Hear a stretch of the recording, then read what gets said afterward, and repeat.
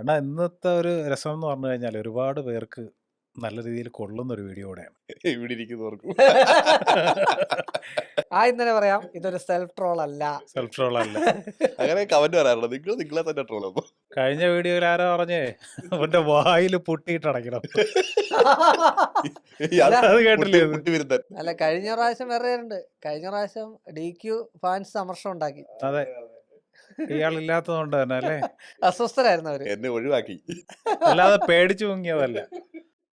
മറ്റേ പകുതി പൈസക്ക് വീട് ഇയാൾ കേസ് വരും എന്ന് പറഞ്ഞിട്ട് ഇയാൾ പേടിച്ചു മുങ്ങിയതാ. അല്ല, അയാള് വന്ന് കുഴി ചാടിയതല്ലേ, നമ്മുടെ കുഴപ്പമില്ലല്ലോ. അപ്പോ ഇന്നത്തെ വിഷയം എന്തായിരുന്നു? അല്ല, നമുക്കേ ഒരു ആനുകാലിക പ്രസക്തിയുള്ള ഒരു വിഷയത്തിനെ കുറിച്ചിട്ട് സംസാരിക്കും. ഓക്കെ. നമുക്ക് ഇപ്പം നമ്മളെല്ലാവരും സോഷ്യൽ മീഡിയയിൽ വീഡിയോ ചെയ്യുന്ന ആളുകളാണ്. അതെ. അതുപോലെ ധാരാളം ആളുകൾ വീഡിയോ ചെയ്യുന്നുണ്ട്. ഇത് അതിലുപരി അതിനപ്പുറം ആളുകൾ ഇത് കാണുന്നുമുണ്ട്. പക്ഷേ ഇതിനകത്ത് സത്യസന്ധമായിട്ടുള്ള കുറേ കാര്യങ്ങളുണ്ട്, എന്നാൽ വിശ്വാസയോഗ്യമല്ലാത്ത ഒട്ടനവധി കാര്യങ്ങളുണ്ട്. ഇത് നമുക്ക് അതിനെക്കുറിച്ച് സംസാരിക്കാം അല്ലേ? വീടും സോഷ്യൽ മീഡിയയും. Yes. Welcome to our podcast channel Archify talks. Get ആർക്കിഫൈ.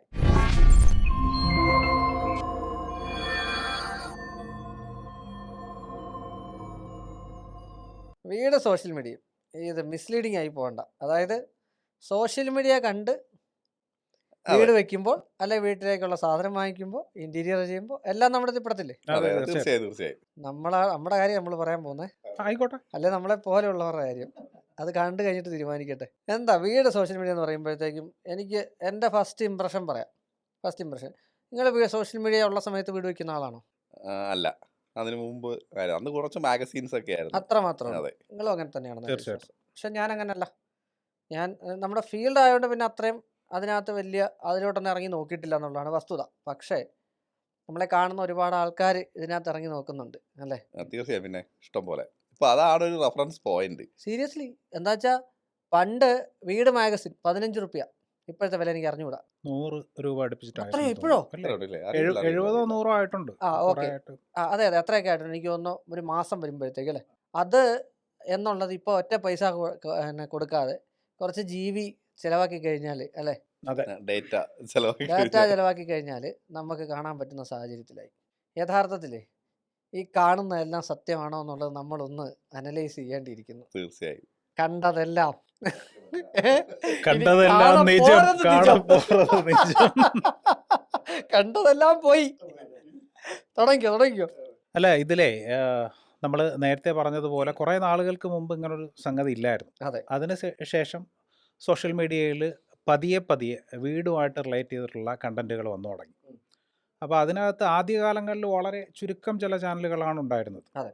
ഇന്ന് കൺസ്ട്രക്ഷൻ ചാനലുകളുടെ ബാഹുല്യമാണ്. അയ്യോ, അതിൽ ഏറ്റവും പ്രധാനമായിട്ട് പറയാനുള്ളത് ഈ ഹോം ടൂറാണ്. ഹോം ടൂർ എന്ന് പറഞ്ഞു കഴിഞ്ഞാൽ ഇതിനെക്കുറിച്ച് ഐഡിയ ഇല്ലാത്ത ആർക്കും ചെയ്യാം. യെസ്. അത് തന്നെയാണ് അതിൻ്റെ വലിയൊരു ബുദ്ധിമുട്ടെന്ന് പറഞ്ഞത്. അതായത് വീടിനെ കുറിച്ച് എന്തെന്നറിയാത്ത, അതെ, അല്ലെ വീടിന്റെ ഒരു സംഗതികളെ കുറിച്ച് അറിയാത്ത, ഡിസൈനുകളെ കുറിച്ച് അറിയാത്ത, അങ്ങനെ ചെയ്യാമോ എന്ന് ചോദിച്ച് ഒരു അഭിപ്രായം ഉണ്ടായി കഴിഞ്ഞാൽ ചെയ്യുന്നതിനൊരു തെറ്റുമില്ല.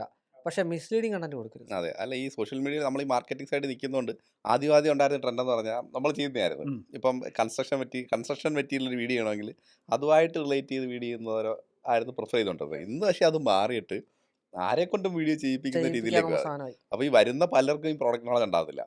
അപ്പോൾ കൂടെ ഒരാൾ നിന്ന് പറഞ്ഞു കൊടുക്കുന്ന കാര്യങ്ങളാണ് ഇവർ പറയുന്നത്.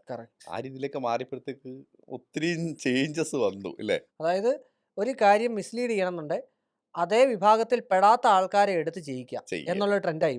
കാരണം എന്താ, അവർക്കറിയാം. പണ്ട് കാലങ്ങളിൽ ഇപ്പം നമ്മളൊക്കെ വളരെ കാലം മുമ്പ് സോഷ്യൽ മീഡിയയിൽ വീഡിയോ ചെയ്തുകൊണ്ടിരുന്നതാണ്.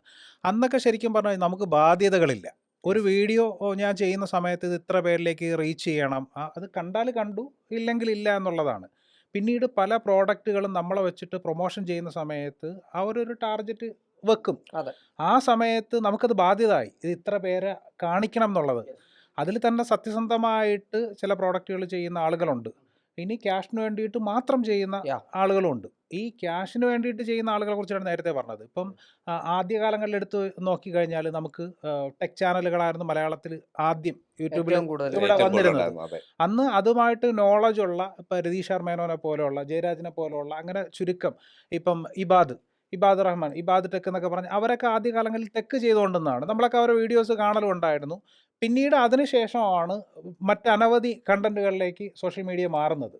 ഇന്ന് ശരിക്കും പറഞ്ഞു കഴിഞ്ഞാൽ ഒരു വീട്ടിൽ 4 പേരുണ്ടെങ്കിൽ 5 ചാനലുണ്ട്. അതാണ് അവസ്ഥ. അതായത് ഒന്നുമില്ല, നെറ്റ് കണക്ഷനും ഒരു അത്യാവശ്യം ക്വാളിറ്റി ഉള്ള ഒരു മൊബൈൽ ഫോണും ഉള്ള ആർക്കും വീഡിയോ ചെയ്യാൻ ചെയ്യാമെന്നുള്ളതാണ്. പറ്റുന്ന സാഹചര്യത്തിലെത്തി. അതിനകത്ത് അത്യാവശ്യം റീച്ച് കൂടെ ഉണ്ടെങ്കിൽ പല ബ്രാൻഡുകളും സമീപിക്കുകയും വീഡിയോ ചെയ്യുകയും ചെയ്യും.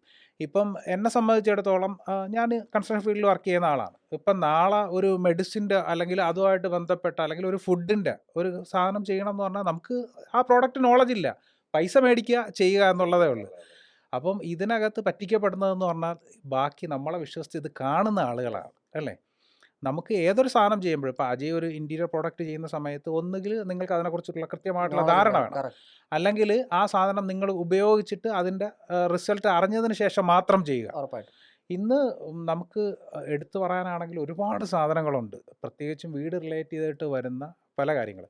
അതിനകത്ത് ഞാനൊന്ന് കൂട്ടിച്ചേർക്കട്ടെ. ഇപ്പം നിലവിൽ നമുക്ക് വീട് നിർമ്മാണത്തിന് വളരെ ഇമ്പോർട്ടൻ്റ് ആയിട്ടുള്ളൊരു സാധനമാണ് നമ്മുടെ കല്ല് എന്ന് പറയുന്നത്. അത് നമുക്ക് നേരത്തെ പറഞ്ഞാൽ നമുക്ക് വയർ ബ്രിക്സ് ഉണ്ട്, നമ്മുടെ തെക്കൻ ഭാഗങ്ങളിലൊക്കെ തബൂക്ക് എന്ന് പറയുന്ന സോളിഡ് ബ്ലോക്സ് ഉണ്ട്, പിന്നെ പൊറോത്തോൻ ബ്രിക്സ് ഉണ്ട്. ഇങ്ങനെ നിരവധി കല്ലുകളുണ്ട്. നമ്മുടെ കണ്ണൂർ വെട്ടുകല്ലുണ്ട്. പക്ഷേ ഇതിൻ്റെയൊക്കെ പലപ്പോഴും ഇതിൻ്റെ സ്ട്രെങ്ത് ഇന്ന് ആളുകൾ ചെക്ക് ചെയ്യാനായിട്ട് ഉപയോഗിക്കുന്നതെന്ന് പറഞ്ഞാൽ പിന്നെ എന്തിൻ്റെയെങ്കിലും മുകളിൽ നിന്ന് എടുത്ത് എറിയുക, ചെറിയ വണ്ടി അല്ലെങ്കിൽ കയറ്റിയൊക്കെയാണ്. ഇതിനകത്ത് JCB കയറ്റി നിർത്തുക. ശരിക്കും ഒരു മെത്തേഡേ അല്ല, അല്ലേ? അതെ, ഇത് ഇപ്പം പ്രോപ്പറായിട്ടില്ലേ, അതെ, പ്രോപ്പറായിട്ട് ടെക്നിക്കലി ഇതിന് മെഷർ ചെയ്യേണ്ട എക്യുപ്മെന്റ്സ് ഉണ്ട്, ഇതിന്റെ ടെസ്റ്റിംഗ് മെത്തേഡ്സ് ഉണ്ട്. യെസ്. അല്ല, ഇതിനകത്ത് വേറൊരു കാര്യം ഈ പറയുമ്പോൾ ഘട്ടത്തിൽ ഞാൻ ചെയ്തിട്ടുണ്ട്. വണ്ടി കയറ്റി ഞാൻ നോക്കിയിട്ടുണ്ട്. പക്ഷേ ഞാൻ വണ്ടി കയറ്റി നോക്കിയിട്ട് പറഞ്ഞിട്ടുണ്ട് ഇതൊരു ഉപോത്ബലകമായ തെളിവുകളല്ല. മനസ്സിലായില്ലേ? അതെ, അത് ലോഡ് ബെയറിംഗ് ടെസ്റ്റ് ചെയ്യുന്നത് ഒരു എഞ്ചിനീയറിംഗ് കോളേജിൽ കൊണ്ടു കൊടുത്ത 6 കല്ലുമായിട്ട് ചെല്ലണം. 2 കല്ലുമായിട്ട് പോയിട്ടുള്ള ആൾക്കാരെ എനിക്കറിയാം. അതെ, മനസ്സിലായില്ലേ? ലോഡ് ബിയർ ചെയ്യാനുള്ള രീതി ആ ഒരു കോൺസെപ്റ്റിലല്ല. അത് സാധാരണക്കാർക്ക് അത് അറിയില്ല, അതുകൊണ്ടായിരിക്കാം. പക്ഷേ അങ്ങനെയുള്ള തെളിവുകൾ പലരും കൊടുക്കുന്നത് മിസ്ലീഡിങ് ആയിട്ടാണ്. അങ്ങനെ തെളിവ് കൊടുക്കാൻ പാടില്ല. ഇപ്പോൾ ഉദാഹരണം, വണ്ടി കയറ്റി നോക്കി അത് പൊട്ടുന്നോ പൊട്ടില്ലയോ രണ്ടാമത്തെ കാര്യമാണ്. പക്ഷേ ഇതൊരു തെളിവല്ല എന്ന് നമ്മൾ പറയണം. അതെ, അതെ, അതെ, തീർച്ചയായിട്ടും. തീർച്ചയായിട്ടും. മനസ്സിലായി? ടെൻസൈൽ സ്ട്രെങ്ത് നമ്മുടെ കമ്പി തന്നെ എടുക്കും, വളച്ചു നോക്കൂ, അതെ, ഈ ചെയ്യാൻ പറ്റുന്ന കാര്യം. നേരത്തെ നമ്മൾ ഈ പറഞ്ഞൊരു സാധനമായിട്ടെ ഞാനും കണ്ടിട്ടുണ്ട്. നമ്മുടെ മറൈൻ പ്ലൈവുഡിന്റെ ക്വാളിറ്റി ചെക്ക് ചെയ്യുന്നത് പ്രഷർ കുക്കറിൽ ഉപയോഗിച്ചിട്ട് ചെയ്യുന്ന വീഡിയോസ് ഉണ്ട് സോഷ്യൽ മീഡിയയിൽ. മറൈൻ പ്രഷർ എല്ലാവരും കാണിക്കുന്ന ഒരു മിസ്ലീഡിങ്സ് ആണ്. 250 ഡിഗ്രി സെന്റിഗ്രേഡ് ഉള്ള ഒരു മുതലിനകത്ത് ഇതുകൊണ്ട് ഇട്ട് കഴിഞ്ഞാൽ ഇത് പ്രശ്നം വരില്ല എന്ന് കാണിക്കുന്നത്. 100 ഡിഗ്രി സെന്റിഗ്രേഡേ പറയുന്നുള്ളൂ. Boiling water proof. Boiling water എത്രയാണ്? 100 ഡിഗ്രി 100 മതിയല്ലോ. Degree centigrade. 250 ഇട്ട് അതാ പറഞ്ഞ് ഇത് 250 ഇട്ട് തിളപ്പിച്ചാലൊന്നും പ്രശ്നം വരില്ല. പക്ഷെ ഇങ്ങനെ കാണിച്ച ആൾക്കാരെ മിസ്ലീഡ് ചെയ്യുക ചെയ്യുന്നത്. അതെ, അതിനൊരു ഓവറായിട്ട് ഇല്ലാത്ത കാര്യങ്ങൾ ഓവറായിട്ട് ഉണ്ട് എന്ന് പറഞ്ഞ് കാണിച്ച് എക്സാജുറേഷൻ. എക്സാജറേഷൻ. അത് സീരിയസ് തന്നെ, അത് തന്നെ കറക്റ്റ് വേർഡ് അത് തന്നെയാണ്. Nailing test. അതായത് ഇപ്പം മറൈൻ ബ്ലേഡ് എനിക്ക് അറിയുന്നുണ്ടോ, നെയിലിംഗ് ടെസ്റ്റ് ഉണ്ട്, അതിൽ ബോയിലിംഗ് ടെസ്റ്റ് ഉണ്ട്, കെമിക്കൽ ടെസ്റ്റുകൾ നിരവധി ഉണ്ട്. ഇതൊന്നും ആരും കാണാനായിട്ട് താല്പര്യപ്പെടുന്നുമില്ല. അങ്ങനെ കാണാനും പറ്റില്ല.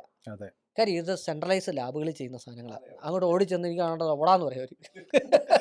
ഓടാ വിളിക്കുന്നത്. അതെ, അതെ, ഇത് പണ്ട് നമ്മൾ ഇപ്പൊ സുനീറിന്റെ ഒക്കെ ചാനലായാലും ഇപ്പൊ ഏത് ചാനലായാലും പണ്ട് ഇൻഫർമേഷന് വേണ്ടിയിട്ടായിരുന്നു വീഡിയോ അതെ, Yes. ചെയ്തുകൊണ്ട് കറക്റ്റ് ആയിട്ടുള്ള ഇൻഫർമേഷൻ ആയിരുന്നു കൊടുത്തോണ്ടിരുന്നത്. ഇപ്പൊ അത് മാറിയിട്ട് ഇതിപ്പോ ഒരു പ്രൊഫഷനായി.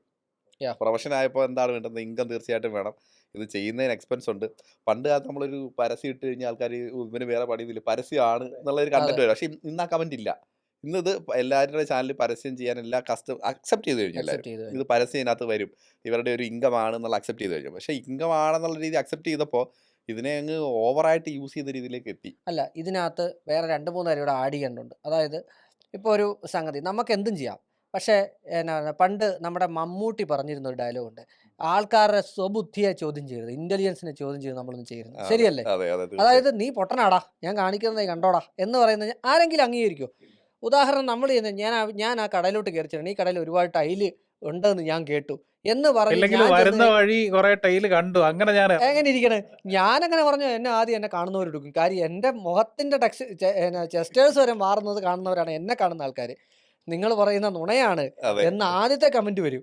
അതിലെന്താണ് നമ്മുടെ ഒരു സ്ഥിരം പാറ്റേൺ പിടിക്കുക, അല്ല നാടകീയമായിട്ട് ഈ ഞാൻ കയറി ചെല്ലുമ്പോഴത്തേക്കും മൈക്കും വെച്ചോണ്ട് മുതലാളി ഇവിടെ നിൽക്കുക. ഏത് ഈ ഞാൻ ചെല്ലുമ്പോൾ മൈക്കും വെച്ചോണ്ട് മുതലാളി നിൽക്കുക തയ്യാറായിട്ട്. ആരെയാണ് നമ്മൾ പറ്റിക്കുന്നത്? അല്ല ശരിക്കും ഈ ഇപ്പം നമ്മളെ പ്രൊമോഷന് വിളിക്കാറുണ്ട്. ടൈൽ ഷോപ്പുകളിൽ നിന്ന് വിളിക്കാറുണ്ട്, ഫർണിച്ചർ ഷോപ്പുകളിൽ നിന്ന് വിളിക്കാറുണ്ട്. അതുപോലെ ഇൻറ്റീരിയർ ഫേമുകളാവട്ടെ, ഇപ്പോൾ പല നല്ല കൺസ്ട്രക്ഷൻ ഫേമുകളും വീട് ചെയ്തിട്ട് അവരുടെ വീഡിയോ ഒന്ന് ചേട്ടാ ഒന്ന് ഷൂട്ട് ചെയ്ത് ഇടാവോ എന്ന് ചോദിക്കലുണ്ട്. അപ്പം ഇതിനൊക്കെ ശരിക്കും പേയ്മെൻറ്റ് മേടിക്കലുണ്ട്. പക്ഷേ അവിടെ പോകുന്ന സമയത്തും ഈ പറഞ്ഞതുപോലെ നമ്മൾ ടൈൽസിൽ നോക്കും, ട്രെൻഡിങ് ആയിട്ടുള്ള കുറേ പുതിയ സാധനങ്ങൾ കാണും. പുതിയ സാധനങ്ങൾ. അതായത് വീട് വെക്കുന്ന നമ്മുടെ സുഹൃത്തുക്കൾ അറിയാത്ത കുറേ പ്രോഡക്റ്റുകളുണ്ട്. ഇത് അവരിലേക്ക് എത്തിക്കുക എന്നുള്ളതാണ്. ഇപ്പം നമ്മുടെ വീഡിയോസിൻ്റെയൊക്കെ താഴെ എടുത്ത് നോക്കി കഴിഞ്ഞ് കഴിഞ്ഞാൽ, ഇപ്പോൾ അജയുടെ വീഡിയോസിലൊക്കെ ഞാൻ വായിച്ചിട്ടുള്ളതെന്ന് പറഞ്ഞാൽ, ഈ പ്രോഡക്റ്റ് ഞാൻ അതിൻ്റെ സത്യാവസ്ഥ ബോധ്യപ്പെട്ടിട്ട് ചെയ്യുന്നതാണ്. പക്ഷെ നിങ്ങൾ ബിസിനസ് ചെയ്ത് കഴിഞ്ഞാൽ അത് നിങ്ങൾ അവരുമായിട്ട് സംസാരിച്ച് ബോധ്യപ്പെട്ടതിന് അങ്ങനെ ഒരു ഡിസ്ക്ലൈമർ കൊടുക്കാറുണ്ട്. അതെ, അത് വേണം, അത് തീർച്ചയായിട്ടും വേണം. കാരണം ഇത് നമ്മളുടെ ഒരു ഇപ്പോൾ ഞാനിപ്പോൾ ഒരു വീഡിയോയിൽ ഇപ്പോൾ റീസെൻ്റ് ആയിട്ട് ഞാനൊരു വീടിൻ്റെ വീഡിയോ ചെയ്തു. അപ്പോൾ നമ്മുടെ ഒരു വിജയ ടൈൽസ് എന്ന് പറഞ്ഞ ഷോപ്പിലെ ഒരു കോൺട്രാക്ടറാണ് സ്ഥിരം അവിടുന്ന് മെറ്റീരിയൽ എടുക്കുന്നത്. അപ്പോൾ ഞാൻ ആ പുള്ളി എന്നെ വിളിച്ച സമയത്ത് ഞാൻ ചോദിച്ചു, നിങ്ങൾ ഏത് മെറ്റീരിയലാണ് ഉപയോഗിക്കുന്നത്, ഫുൾ ഡീറ്റെയിൽസ് ചോദിച്ചു, ഏത് മെറ്റീരിയലാണ്. അപ്പോൾ ആ പുള്ളി റേറ്റ് കുറച്ചാണ് ചെയ്യുന്നത്, ഭയങ്കര റേറ്റ് ഇല്ല, ഒരു 1800 രൂപയുള്ളൂ, താബുക്കിലാണ് ചെയ്യുന്നത്. അപ്പോൾ ആ റേറ്റ് കേട്ടപ്പോൾ തന്നെ ഞാൻ മെറ്റീരിയൽസ് എല്ലാം ചോദിച്ചു. പക്ഷേ അത്യാവശ്യം പുള്ളി പ്രോഫിറ്റ് കുറവാണ്, പക്ഷേ ഒരു റീസണബിൾ മെറ്റീരിയൽസ് എല്ലാം യൂസ് ചെയ്യുന്നത്, ഒരുവിധം ബ്രാൻഡഡ് ആയിട്ടുള്ള പ്രോഡക്റ്റ്, എഗ്രിമെൻറ്റ് നോക്കി. അപ്പോൾ എല്ലാം ഒരുവിധം ഡീസൻ്റ് ആണ്. ഇപ്പം ഈ ഫർണിച്ചർ ഷോപ്പുകളുടെ കേസ് വരുന്ന സമയത്ത് പലപ്പോഴും സ്റ്റാർട്ടിങ്ങിലെടുത്ത് കാണുന്നതാണ് ഈ ചെറിയ ചെയറൊക്കെ, തേക്കിൻ്റെ ചെയറൊക്കെ 1500 രൂപ 2000 രൂപയ്ക്ക് എടുത്ത് എറിയുവാണ്. അതെ. ഇങ്ങനെ അതായത് നമ്മൾ വീഡിയോ കാണുന്ന സമയത്ത് തേക്കിൻ്റെ ഏറ്റവും വിലക്കുറവിൽ തേക്കിൻ്റെ ചെയർ എന്നാണ്. ഞാൻ നമ്മുടെ അടുത്തൊരു സുഹൃത്തിൻ്റെ ഇതിൻ്റെ സത്യാവസ്ഥ ചോദിച്ചു. കാര്യം നമുക്കറിയാം, ഒരു കാർപ്പൻ്റർ വെച്ചിട്ട് ഇത് വർക്ക് ചെയ്യുവാണെങ്കിൽ ശരിക്കും അയാൾക്ക് ഒരു ദിവസം ഒരു ടച്ച് കൊടുക്കുന്ന സമയം നമുക്ക് ചിന്തിക്കും നമ്മളിത് എങ്ങനെ ഇവർക്ക് ഇത് മുതലാവുമെന്ന്. പക്ഷേ ശരിക്കും അത് പല ഷോപ്പുകളും ചെയ്യുന്നത് തേക്കിൻ്റെ തടി തന്നെയാണ് കേട്ടോ. പുള്ളിക്കാരൻ എൻ്റെ പറഞ്ഞത്, നമുക്കിത് ഒരു ചെയറല്ല ഒരു ദിവസം ഉണ്ടാക്കുന്നത്, ബൾക്കായിട്ട് നമ്മളിത് പ്രൊഡക്ഷൻ ഉള്ളത് കൊണ്ട് തന്നെ ഇതിനകത്ത് ലാഭമില്ല, ചിലപ്പോൾ കയ്യിൽ നിന്ന് പൈസ പോകും. പക്ഷേ ഈ ഒരു ചെയർ എടുക്കാൻ വരുന്ന ആള് വേറെ പല പ്രോഡക്റ്റുകൾ മേടിക്കാനുള്ളൊരു സാധ്യത കൊണ്ട് നഷ്ടം വന്നിട്ട് കൊടുക്കുവാണെന്ന് പറയാണ്. ഇനി ഇതിനപ്പുറത്തേക്ക് പല വീഡിയോ ചെയ്യുന്ന ആൾക്കാരും ഇതിൻ്റെ മുകളിൽ കിടന്ന് ഓടുന്നുണ്ട്, ചാടുന്നുണ്ട്. ഇപ്പം അടുത്ത സമയത്ത് നോക്കിയപ്പോഴത്തേക്ക് ഒരു വലിയൊരു ബിൽഡിങ്ങിൻ്റെ മുകളിൽ നിന്ന് ഒരു സോഫ സെറ്റ് എടുത്ത് താഴോട്ട് എറിയുന്നുണ്ട്. അല്ല അല്ല ഈ ഒരു സാധനം നിങ്ങൾ ആലോചിച്ച് നോക്കിയാൽ, നമുക്ക് ഒരു പ്രോപ്പർ ഒരു മെറ്റീരിയൽ ആണെങ്കിൽ ഒരു ഹൈറ്റിന്റെ മുകളിൽ നിന്ന് താഴെ വീണ് കഴിഞ്ഞാൽ ഇത് പൊട്ടും, സ്വാഭാവികമായിട്ടും പൊട്ടും. ഇത് പൊട്ടണമെന്നുണ്ടെങ്കിൽ ഇത് മൊത്തം സ്പോഞ്ച് ആയിരിക്കണം അല്ലേ? അപ്പോൾ ശരിക്കും ഇങ്ങനെ മിസ്ലീഡ് ചെയ്യുക ഓരോരോ പ്രോഡക്റ്റിനടുത്ത്. നമ്മൾ കഴിഞ്ഞ പ്രാവശ്യം ഈ പെയിൻറ്റിൻ്റെ കാര്യം പറഞ്ഞ സമയത്ത് കുറേ അധികം അനുഭവസ്ഥർ വന്നിട്ട്, ചേട്ടാ നമുക്ക് ഇത് കണക്ക് ഒരു അബദ്ധം പറ്റിയെന്ന് പറഞ്ഞു. ചില ആൾക്കാർ അല്ലെങ്കിൽ ഇത് കച്ചവടം ചെയ്യുന്ന ആൾക്കാർ വന്നിട്ട് അതിനകത്ത് നെഗറ്റീവ് അടിച്ചിട്ട് പോകും. നമ്മളെപ്പോഴും പറയുന്നത് പറഞ്ഞാൽ, നമ്മളൊരു സാധനം ചെയ്യുമ്പോഴത്തേക്ക് അത് നമ്മൾ ക്യാഷ് മേടിച്ചാലും നമ്മളെ വിശ്വസിക്കുന്ന കുറേ ആൾക്കാരുണ്ട്, അവരിലേക്ക് അത് കൃത്യമായിട്ട് എത്തിക്കാന്നുള്ളതാണ് അല്ലേ? അല്ല, ഇതിനകത്ത് വേറൊരു കാര്യം, നമ്മൾ ഒരിക്കൽ 10 ലക്ഷം രൂപയ്ക്ക് വീടെന്ന് പറഞ്ഞൊരു കണ്ടന്റ് ഇവിടെ ചെയ്തിരുന്നു. നമ്മുടെ ഈ സ്റ്റുഡിയോ വെച്ചായിരുന്നു. അന്ന് ഇവിടെ കൊല്ലത്തുള്ള ഒരു പയ്യൻ, ആദർശ് എന്നാണ് അവൻ്റെ പേര് കേട്ടോ. അവനോട് ചേട്ടാ ഞാനൊരു വീഡിയോ ചെയ്തിട്ടുണ്ടെന്ന് പറഞ്ഞ് എനിക്കത് അയച്ചു തന്നു.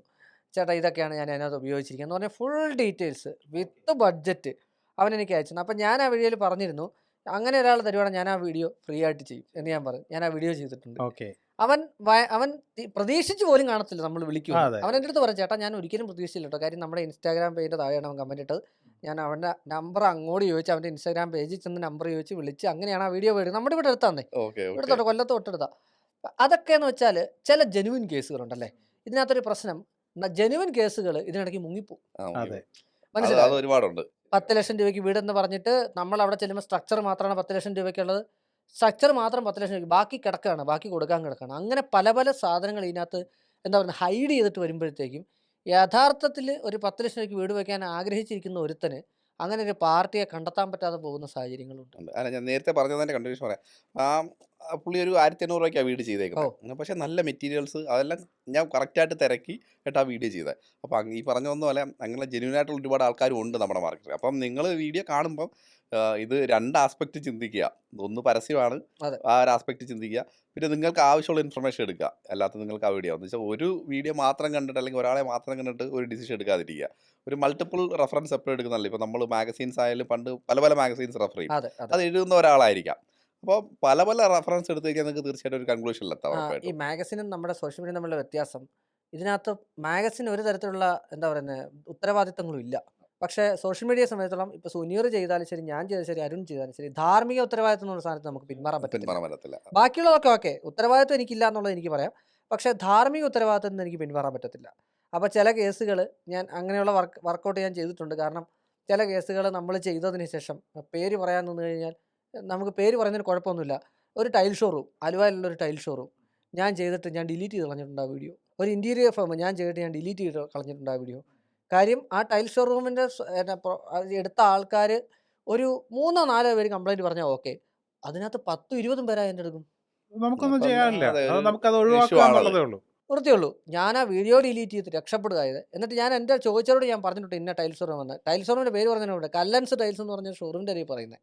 കാര്യം ചെയ്താൽ നമുക്ക് പറയുന്നതിന് കുഴപ്പമില്ലല്ലോ. ഈ നേരത്തെ നമ്മൾ പറഞ്ഞ കണക്ക് ഈ നമ്മൾ ലാൻഡ്സ്കേപ്പിംഗ് ചെയ്യുമ്പോൾ ഏറ്റവും കൂടുതൽ നമ്മൾ എല്ലാവരും ആഗ്രഹിക്കുന്നതാണ് ഈ ബാംഗ്ലൂർ സ്റ്റോൺ ലേ ചെയ്യുക എന്നുള്ളത്. പല വീഡിയോസും എടുത്ത് നോക്കിക്കഴിഞ്ഞാൽ വളരെ തുച്ഛമായ റേറ്റിന് ബാംഗ്ലൂർ സ്റ്റോൺ ചെയ്തു കൊടുക്കും എന്ന് പറയും. ഈ ഫേമിൻ്റെ നമ്പർ ഇതിനകത്ത് നമ്മൾ കൊടുക്കുമല്ലോ. നമ്മൾ ചെയ്യുന്ന എല്ലാ വീഡിയോ ഫേമിൻ്റെയും നമ്മൾ ഡിസ്ക്രിപ്ഷനിൽ നമ്പർ കൊടുക്കാറുണ്ട്. ഇവരെ വിളിക്കുന്ന സമയത്ത് ഇവരിപ്പോൾ ഒരു 120 രൂപ 130 രൂപയ്ക്ക് നമ്മൾ ബാംഗ്ലൂർ സ്റ്റോർ ലേ ചെയ്യുമെന്ന് പറയും. കസ്റ്റമർ ഇവരെ വിളിക്കുന്നു, അഡ്വാൻസ് പേയ്മെൻറ്റ് ഇടുന്നു, സാധനം സൈറ്റിൽ കൊണ്ടിറക്കുന്നു. അതിന് ശേഷമാണ് ഈ ചതിയുടെ മറ്റൊരു മുഖം നമ്മൾ കാണുന്നത്. എന്താണ്? അതായത് സ്റ്റോണ് കൊണ്ടുവെക്കുന്നത് വരെയുള്ള റേറ്റാണ് ഈ പറഞ്ഞത്. ഇനി ഇതിലേക്ക് ഫില്ല് ചെയ്യുന്ന ഗ്രൗണ്ട് ലെവൽ ചെയ്യുന്ന ആ ഒരു ലെവലിങ്ങിന് സെപ്പറേറ്റ് പൈസ, ബേബി മെറ്റലിന് സെപ്പറേറ്റ് പൈസ, അതിൽ നാച്ചുറൽ ഗ്രാസ് ആണ് അല്ലെങ്കിൽ നമ്മുടെ പിന്നെ ആർട്ടിഫിഷ്യൽ ഗ്രാസ് ആണെങ്കിൽ അതിന് സെപ്പറേറ്റ് പൈസ. ചെയ്തു വരുന്ന സമയത്ത് ഒരു പക്ഷേ സാധാരണ ഒരു 165-170 രൂപയ്ക്ക് ചെയ്യുന്നതിനേക്കാൾ മുകളിലേക്കാവും. ഈ പാവപ്പെട്ടവൻ അഡ്വാൻസ് ഇതിനകത്ത് കൊടുത്തുമ്പോൾ എന്താണ് ആ വീഡിയോയുടെ തംബ്നെയിൽ അങ്ങനെ ആയിരുന്നു, ബാക്കി ഡീറ്റെയിൽ ഒന്നും അന്വേഷിച്ചില്ല. കാണിക്കുന്ന മൊത്തം ഫിനിഷിംഗ് സ്റ്റേജിലുള്ള സാധനമാണ്. യെസ്. അല്ല, ബാംഗ്ലൂർ സ്റ്റോണിനായിട്ട് വേറൊരു കാര്യം കൂടെ ഉണ്ട് ഇതിനകത്ത്. ബാംഗ്ലൂർ സ്റ്റോൺ ഏറ്റവും കൂടുതൽ കള്ളത്തരം നടക്കുന്ന ഒരു മേഖലയാണ്. കാര്യം സ്ക്വയർ ഫീറ്റ് ആരാണ് ലാസ്റ്റ് സ്ക്വയർ ഫീറ്റ് കണക്കാക്കുന്നത്? അറിയാൻ പറ്റൂല. അത് കാരണം ഷേപ്പ്ലെസ് ആണെങ്കിൽ പറയുമോ വേണ്ട. അടിപൊളിയായിരിക്കും. അല്ല, സ്ക്വയർ ഫീറ്റിന്റെ കേസ് വരുമ്പോഴത്തേക്കും നമ്മൾ 2x2 സൈസ് പറഞ്ഞു, 4x2 സൈസ് പറഞ്ഞു, ഇനി അതല്ല വലിയ സൈസ് സ്ലാബുകൾ പറഞ്ഞു. ഈ സാധനം വരുന്നൊന്നും ഈ പറഞ്ഞ സ്ക്വയർ ഫീറ്റ് അല്ല, ഇത് ആവില്ല. ആക്ച്വലി ഇത് ഫൈനൽ മെഷർമെന്റ് എടുക്കുന്ന ഇട്ടേക്കുന്ന ലേ ചെയ്തേക്കുന്ന ഫ്ലോറിന്റെ അല്ലേ കറക്റ്റ്. എടുക്കുന്നത്, അല്ലാതെ പക്ഷേ ഒരു മെറ്റീരിയൽ കാര്യം, സ്ക്വയർ ഫീറ്റ് അല്ല എടുക്കുന്നത്. മെറ്റീരിയൽ സ്ക്വയർ ഫീറ്റ് അല്ല. പക്ഷേ അവിടെ നമ്മൾ കാണിക്കുന്ന ഒരു സാധനം ഇടയ്ക്ക് പുല്ല് വെക്കുന്നുണ്ടെന്നുണ്ടെങ്കിൽ അവിടെ നമ്മൾ ഗ്രൗട്ട് ചെയ്യുക ചെയ്യുന്നത്. സിമെന്റ് അതൊക്കെ നമുക്ക് വിട്ട് ചെയ്യുന്നവന് തീരുമാനിക്കും. അതെ, കല്ല് കുറച്ചിറക്കാം. കല്ലിന്റെ സൈസ് നമ്മൾ പറഞ്ഞ സൈസ് ചെറിയ സൈസ് അറിയാവോ? അതിൽ തന്നെ ബോക്സ് കട്ട്, അതിന്റെ തിക്നെസ്, ഇതിനകത്തൊക്കെ കുറെ Variation, അധികം variation. കള്ളത്തരമുണ്ട്, ഒരിക്കലും വേരിയേഷൻസ് ഉണ്ട്. 2x2 അതെ. സൈസിൽ വരുന്നില്ല ഇത്. ഇത് കട്ട് ചെയ്യുന്നത് മെഷർമെന്റ് എടുത്താണ് കട്ട് ചെയ്യുന്നത്. ഇത് കട്ട് ചെയ്ത് ഇറക്കുക ചെയ്യുന്നത്.